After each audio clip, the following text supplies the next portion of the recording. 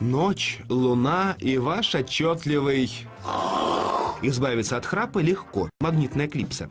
Просто вставляете ее в нос, и магнитное поле, по задумке производителя, начинает стимулировать тройничный нерв. В носу якобы расширяются каналы, дыхание становится свободным, и храп исчезает. Что такое? Храпишь сильно, Да спать не что ты, даешь. дорогая, как я могу? Потише. Невозможно выспаться, если рядом постоянно раздается храп. Этот жуткий звук раздражает, вызывает мигрень, хроническую депрессию. Каждый третий человек на планете храпит во сне. Ни пол, ни возраст не имеют значения. В основном храп появляется, когда человек спит на спине. Именно во время сна на спине возникает самый громкий и звучный храп.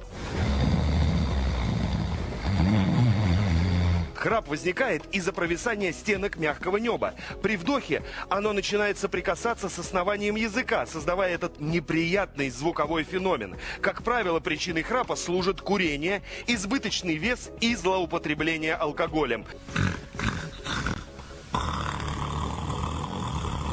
А вот такой богатырский храп – это уже симптом тяжелого заболевания. Чтобы перестать храпеть, порой достаточно просто поменять позу сна, повернувшись на бок. Остается догадаться, как это можно сделать до того, пока храпун разбудит всех в доме. Теперь ваш сон будет спокойным и крепким, а отдых родных полноценным.